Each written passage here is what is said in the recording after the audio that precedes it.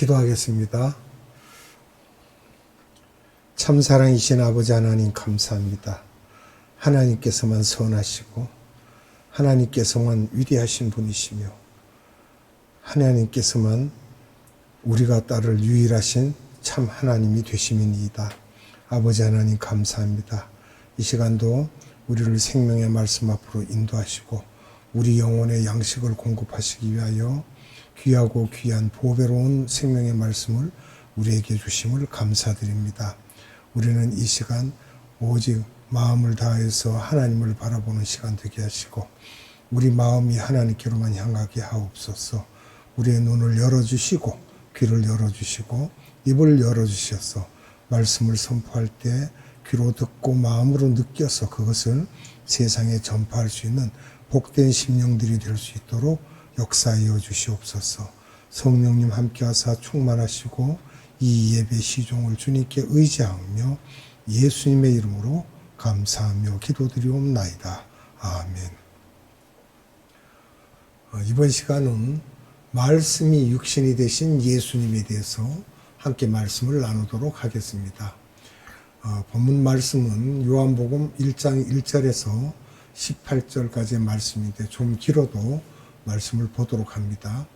태초에 말씀이 계시니라. 이 말씀이 하나님과 함께 계셨으니 이 말씀은 곧 하나님이시니라. 그가 태초에 하나님과 함께 계셨고 만물이 그로 말미암아 지은 바 되었으니 지은 것이 하나도 그가 없이는 된 것이 없느니라. 그 안에 생명이 있었으니 이 생명은 사람들의 빛이라. 빛이 어둠에 빛이 돼 어둠이 깨닫지 못하더라. 하나님께로서 보내심을 받은 사람이 났으니 이름은 요한이라. 저가 증거하러 왔으니 곧 빛에 대하여 증거하고 모든 사람으로 자기를 인하여 믿게 하려 함이라. 그는 이 빛이 아니요 이 빛에 대하여 증거하러 온 자라. 참빛 곧 세상에 와서 각 사람에게 비치는 빛이 있었나니 그가 세상에 계셨으며 세상은 그로 말미암아 지은 바 되었으되 세상이 그를 알지 못하였고 자기 땅에 오매 자기 백성이 영접하지 아니하였으나 영접하는 자 곧 그 이름을 믿는 자들에게는 하나님의 자녀가 되는 권세를 주셨으니 이는 혈통으로나 육정으로나 사람의 뜻으로 나지 아니하고 오직 하나님께로서 난 자들이니라. 말씀이 육신이 되어 우리 가운데 거하심에 우리가 그 영광을 보니 하나님의 독생자의 영광이요 은혜와 진리가 충만하더라.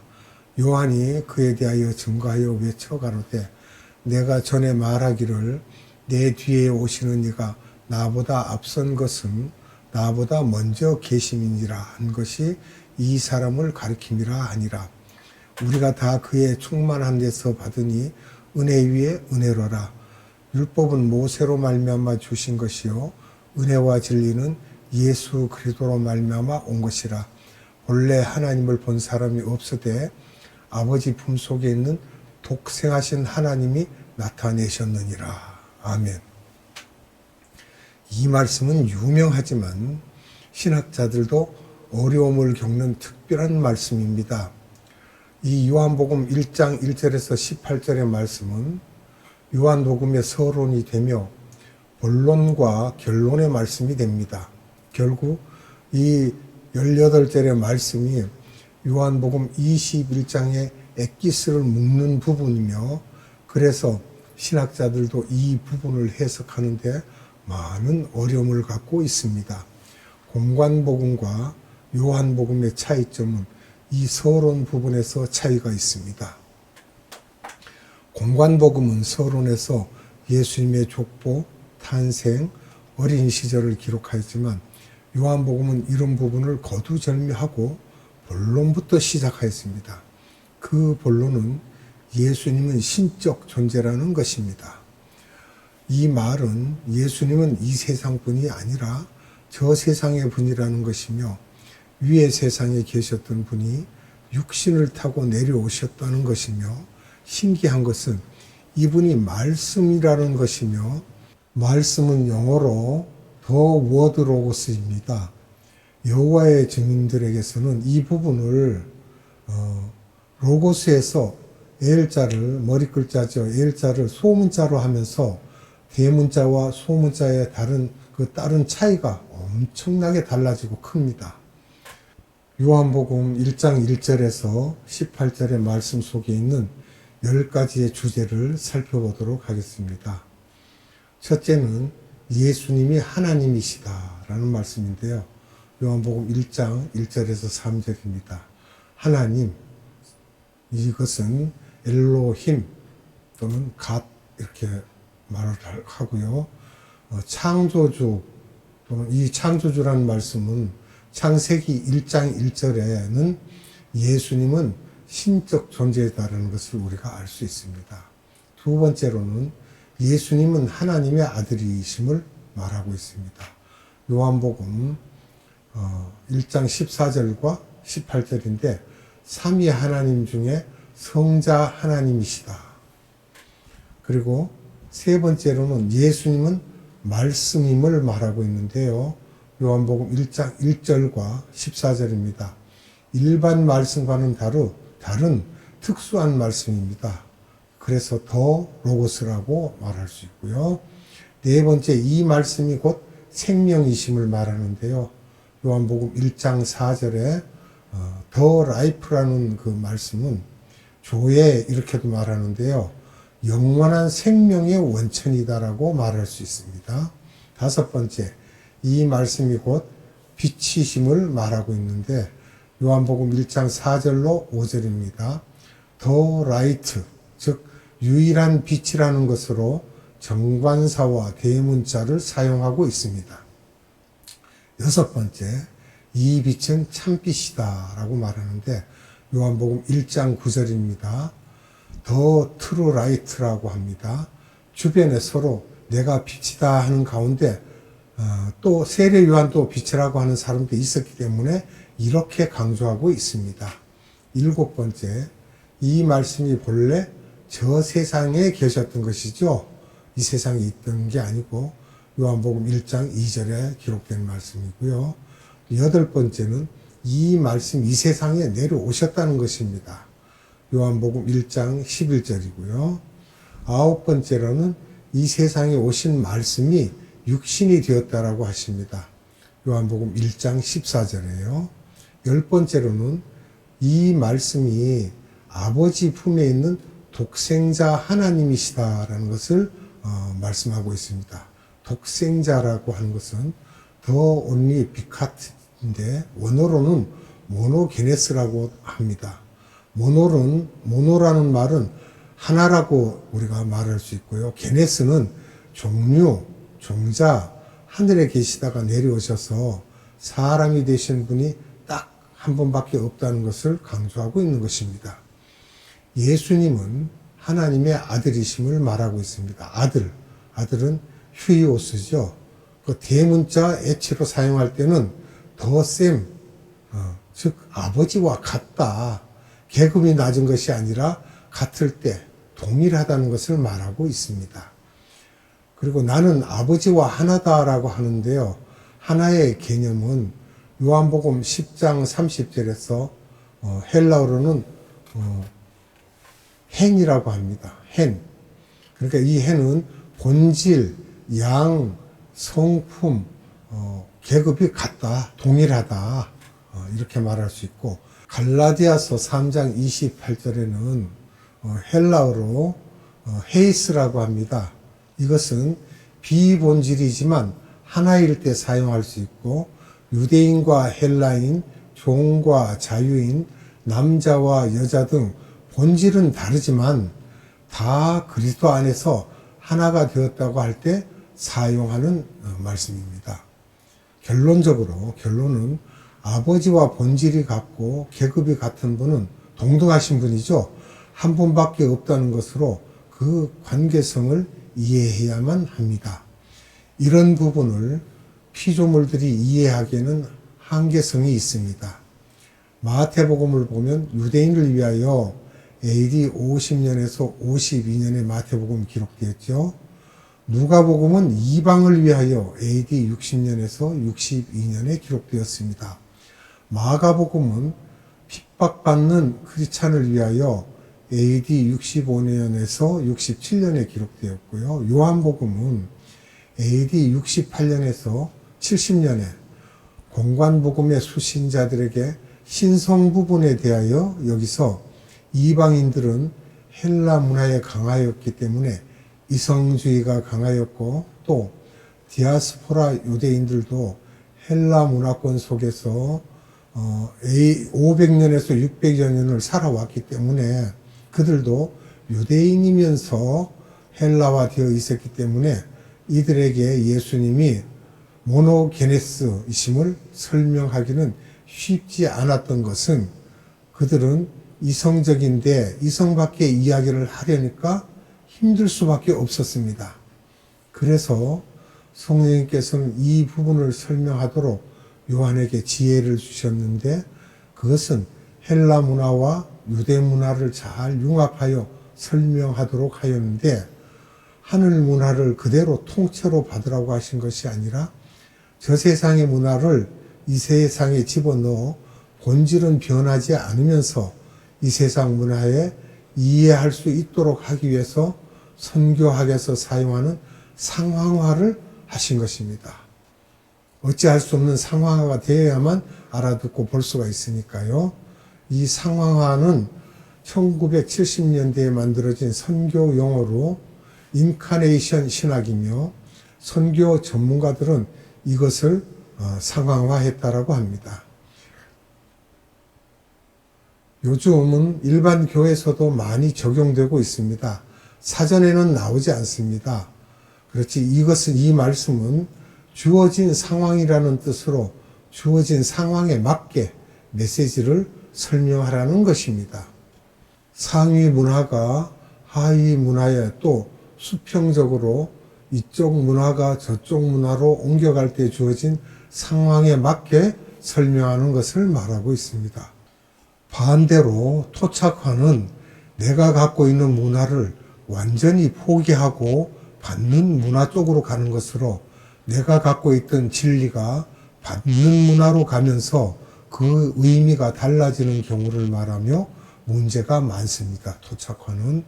예를 들자면 종교개혁이 1517년에 일어났습니다. 그때서부터 2차 세계대전이 끝나는 1945년인 그때까지 약 500년의 기간을 식민주의 시대라고 봅니다. 유럽의 7, 8개의 강대국들이 전 세계를 다 장악하고 있었던 시대를 가리킵니다. 강대국들의 문화가 다른 많은 나라들보다 문화가 월등히 높았는데 이들이 갖고 있던 것을 아시아, 아프리카, 중남미 등에 가서 그대로 여과 없이 그들에게 너희들에게 이것은 버리고 통째로 우리들의 것을 받게 하여 모든 토속 문화가 없어지고 서양 문화화 되었는데 이런 역사 속에서 많은 토속 문화들이 파괴되고 잊어버리게 되면서 이 식민지 시대가 끝나면서 약소국가들이 강대국들을 우리의 모든 것을 빼앗아가면서 문화까지 빼앗은 나쁜 나라들이라고 하면서 조금이라도 제국주의 냄새가 나는 것을 다 버리고 전 세계가 민족주의로 바뀌면서 결국 유엔이라는 국제기구를 창설하여서 각 나라가 한 표를 행사하면서 약소국들의 파워가 생기고 우리나라만 해도 일본 냄새만 풍겨도 다 참 어떻게 할 놈들이라고 하면서 배척하게 되었는데 그것이 우리 신학에도 들어와서 미국적 사고 방식을 갖는 모든 예배 의식과 미국적 찬송가들 등 자유신학에서 기독교인들이 민족주의를 외치면서 민중신학이라는 신학을 만들었고 또 우리가 하나님께 찬송 드릴 때 미국 악기들도 다 필요 없다고 하면서 우리 고유의 악기인 북과 꽹과리 등을 사용하고 옷도 양장보다는 한복을 주로 입게 하면서 극으로 가고 있는데 이런 것을 토속주의라고 하면서 즉 이게 제국화된 것을 모두 버리고 토속화하자라는 것이죠. 토속화하면서 남미 쪽에서는 해방신학이라는 것이 카톨릭을 중심으로 생겨났고, 아프리카에서도 마찬가지로 또 우리나라에서도 아직도 예배를 드릴 때 그런 식으로 하는 사람들이 있다고 하는데, 이런 상황 속에서 문제점은 본질이 변하여 토속화되면서 이렇게 하면 안 되겠다는 생각에서 메시지를 전하되, 선교지를 들어가면서 메시지가 변질되지 않고 그들의 상황에 맞춰야 한다고 하면서 생겨난 것이 상황화인데, 이것이 성서에서는 예수님이 이렇게 하셨다 이 말입니다. 예수님께서는 저 세상에 사시다가 이 세상에 오셔서 사람의 문화 속에 들어와 유대인들과 같이 계시면서 본질은 그대로 갖고 계시면서 메시지를 전하는 스타일을 유대화하셨던 것입니다. 옷, 신발, 먹는 것, 대화도 그 당시에 사투리를 사용하시면서 완전히 유대화되어서 그들의 수준에 맞게 예화를 드시고 비유를 말씀하시고 할 때 그들의 문화에 맞게 하셨지만, 그 본질은 변하지 않고 전하였던 것을 요한에게 이런 상황화를 나처럼 유대인 디아스포라와 헬라인들에게도 그들이 지금은 플라톤적 사고방식을 갖는 자들에게 예수가 누구인지를 전하게 하셨던 것입니다. 플라톤이라고 하는 건 소크라테스의 제자지요. 플라톤은. 그러면 우리가 살펴볼 것은 식민주의 시대와 민족주의 시대, 토속주의에 대해서 좀 보겠습니다. 식민주의 시대는 1517년에서 1945년대까지입니다. 7개에서 8개 강대국의 문화가 월등히 피지배국은 자기 문화를 완전히 포기하고 토착 문화가 사라지게 되는 시기입니다. 내 문화의 진리가 저쪽 문화로 가는 과정 속에서 의미가 달라졌다는 것입니다. 아프리카, 남미, 우리나라 등 많은 토속 문화가 변질되거나 사라졌던 시대입니다. 그 다음에 민족주의 시대입니다. 이것은 1945년 이후 세계대전 직후를 일컫고 있습니다. 유엔이 창설되고 많은 국가들이 독립하면서 제국주의가 사라졌습니다. 식민주의가 사라졌죠. 이것이 신학에 들어와 미국적 찬송, 예배의식 등이 긍화되어서 예배의식에 무속적인 것과 국악들이 포함되면서 민중신학이 탄생합니다. 해방 초기 일본의 잔재를 청산한다면서 토속화되고 토착화되어 버린 것입니다. 토착화란 내 문화를 완전히 포기하고 받는 문화 쪽으로 가버리는 것으로, 그 가운데 그 의미가 완전히 변질되고 희석되어 많은 문제가 발생하게 되는 것입니다. 토속주의를 보면요, 제국주의적인 것은 모두 없애고 토속화시키자고 주장합니다. 남미에서는 카톨릭을 중심으로 해방신학이 탄생합니다. 아프리카 신학도 이렇게 해서 탄생됩니다. 요한이 전하였던 내용을 보면요, 요한복음의 핵심인데, 요한은 본래 예수님의 이종사촌이어서 인간으로 볼 수밖에 없는 입장이었지만, 그럼에도 불구하고 3년을 따라다니면서 예수님의 십자가 사건과 부활과 승천을 다 보면서 요한은 예수님은 단순히 나의 이종사촌이 아니고 신적 존재라는 것을 깨닫고, 가족이었지만 예수님은 사람이 아니고 하나님이시라는 것을 문화적 배경이 헬라적 세계관을 가진 사람들에게 전하기 위하여 요한복음을 쓰셨던 것입니다. 헬라적 세계관이란 플라톤적 세계관입니다. 이원론을 말합니다. 공간적 이원론, 존재적인 이원론이죠. 이 세계와 저 세계로 두 개의 세계가 있다는 것을 말하고 있습니다. 이런 이원론적 사고 방식이 힌두교, 불교, 이슬람교 등에 들어갔으며, 이 가치 기준이 전 세계 철학과 종교에 들어갔습니다. 이 부분을 우리들이 알아야만 믿음이 자라날 수 있고 성서를 보는 눈도 도움을 받을 수가 있습니다. 다음에 이어서 또 말씀을 드리도록 하겠습니다. 기도합니다. 거룩하시고 참되신 아버지 하나님 감사합니다. 이 시간도 우리에게 생명의 말씀을 주사 요한복음이 어떻게 기록되었는지 그 가운데 있는 내용들로 우리가 역사를 살펴보면서 그 말씀에 대한 것을 또한 알게 되었습니다.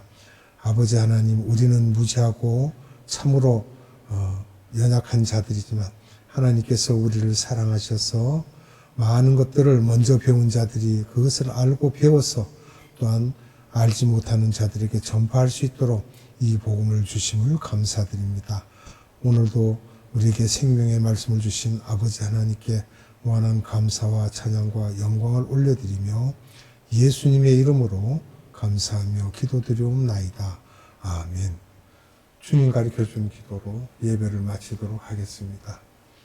하늘에 계신 우리 아버지, 아버지의 이름을 거룩하게 하시며 아버지의 나라가 오게 하시며 아버지의 뜻이 하늘에서와 같이 땅에서도 이루어지게 하소서. 오늘 우리에게 일용할 양식을 주시고 우리가 우리에게 잘못한 사람을 용서하여 준 것 같이 우리 죄를 용서하여 주시고 우리를 시험에 빠지지 않게 하시고 악에서 구하소서. 나라와 권능과 영광이 영원히 아버지의 것입니다. 아멘.